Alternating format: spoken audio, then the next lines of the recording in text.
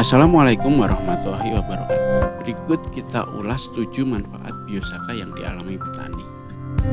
Biosaka adalah larutan tumbuhan atau rumputan yang diketahui mampu meningkatkan daya tahan tanaman dari serangan hama dan penyakit dan mampu menekan penggunaan pupuk mencapai 50-90%. Biosaka terdiri dari suku kata bio dan saka. Bio singkatan dari biologi dan saka artinya dari. Jadi biosaka artinya adalah dari alam kembali ke alam. Inovasi ini dikembangkan dari bahan baru terbarukan yakni yang tersedia melimpah di alam. Banyak yang bilang biosaka itu elisitor. Elisitor adalah suatu tanaman yang mengandung senyawa kimia yang dapat memicu respon fisiologi, morfologi, dan akumulasi fitoaleksin, meningkatkan aktivasi dan ekspresi gen yang terkait dengan biosintetis metabolit sekunder. Biosaka sebelumnya diduga semacam hormon atau katalisator yang mampu mengurangi penggunaan pupuk dan melindungi tanaman dari serangan hama penyakit. Banyak masyarakat yang sudah membuktikan manfaat biosaka pada tanamannya. Berikut kita ulas 7 manfaat yang dirasakan petani setelah menggunakan biosaka. 1. Anakan banyak. Setelah mengaplikasikan biosaka, ternyata anakan lebih banyak dari yang tidak diaplikasikannya dengan biosaka. Ini dibuktikan pada pengamatan petak di lahan laboratorium lapang kelompok tani SL Mandiri. Di sini di dalam catatan pengamatan selisih anakan yang memakai biosaka dan yang tidak menggunakan biosaka itu rata-rata selisih 5-15 anakan. 2. Tanah semakin gembur. Tanah ini semakin gembur setelah pada perbandingan tanah yang diaplikasikan dengan biosaka dan yang tidak diaplikasikan dengan biosaka. Yang diaplikasikan dengan biosaka tanahnya terasa gembur dan dibuktikan perbandingan dengan tanah yang tidak diaplikasikan dengan biosaka. Ini yang dicemaskan oleh banyak orang, bagaimana kalau biosaka, tetapi yang terjadi di Blitar juga seperti ini. Yang diaplikasi biosaka, lumpurnya jadi gembur, garapan sawahnya jadi lebih enak. Ya harapannya kekhawatiran untuk nutrisi yang nantinya bisa hilang kok, saya optimis tidak. Di Blitar juga bukan 1-2 tahun lagi, sudah mau berjalan 4 tahun, justru tanahnya semakin kesini semakin mudah dibajak, terus lumpurnya semakin dalam, tidak mengindikasikan sedikit tanah yang miskin unsur hara, misalnya keras jadi bantat. Kita tidak mengalami itu. Mudah-mudahan ini bisa diteliti, diterjemahkan lagi sebenarnya ada apa dengan biosaka oleh para peneliti kita. Ya, saya sebagai penggagas gerakan saka hanya mempercayai kalau Tuhan sudah menciptakan alam ini sempurna.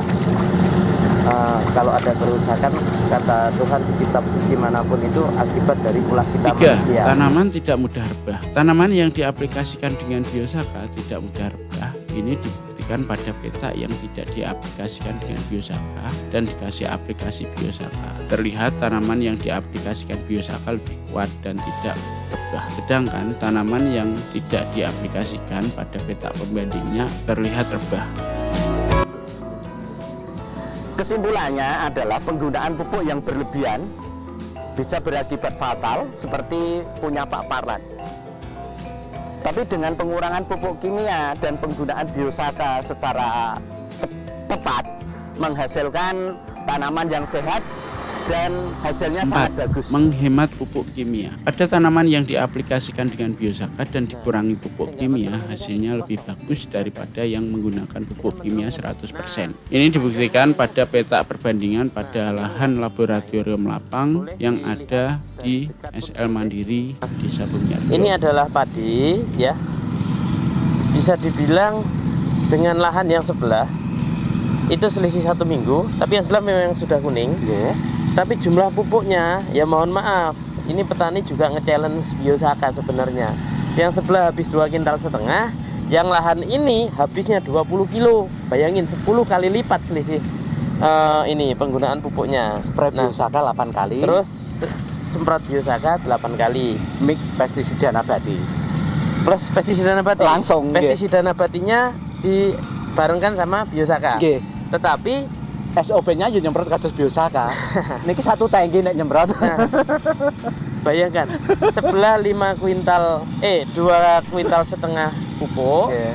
Yang ini hanya 8 kali nyemprot, Nggih. 1 kali nyemprot habis 1 tangki. Berarti ini hanya habis 8 kali pupuk 8 8 kali biosaka. Nggih.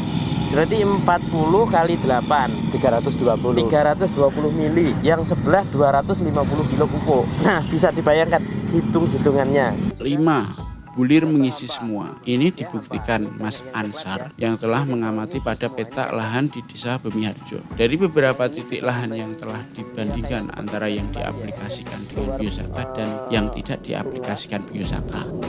Tidak ada merasa terganggu. Ini masih keras. Ini umur 85 hari. Nah, ini kalau 10 hari lagi. Ini contoh saja, Pak. Semua anakan berpotensi mengeluarkan malai. Sampai yang terkecil, semuanya mengeluarkan malai.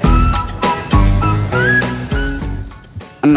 Jumlah rumpun lebih banyak. Ini dibuktikan pada lahan yang diaplikasikan dengan biosaka di luar LL maupun di dalam laboratorium lapang, bahwa yang diaplikasikan dengan biosaka rumpunnya lebih banyak. Oke, 17 bulan ya. 1, 7, 8, 9, 10, 11. 11 sama 17 dan panjang malainya. Nah, ini bisa dibedakan. Ya, oke, sudah terlihat jelas.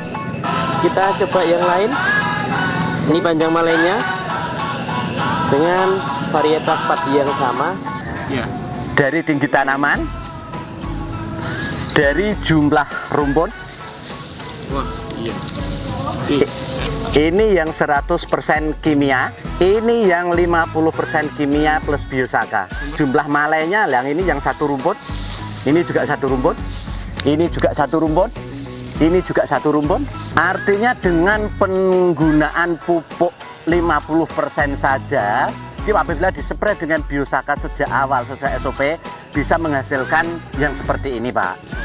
7. Hasil panen lebih banyak dan meningkat. Ini dibuktikan pada lahan yang diaplikasikan dengan biosaka, panennya pada ubinan lebih tinggi dibandingkan dengan yang di luar laboratorium lapang maupun yang tidak diaplikasikan dengan biosaka. Ini adalah hasil ubinan di peta yang menggunakan 50% pupuk kimia, biosaka, mix pestisida nabati dengan hasil ubinan 5,98. Ya, ini adalah hasil ubinan dari peta yang dipupuk menggunakan pupuk kimia 100% dan spray biosaka dan pestisida nabati. Hasilnya 3,22. Yang ini adalah hasil ubinan dari peta yang dipupuk dengan pupuk kimia 100% dan pestisida kimia 100%. Hasilnya 2,85.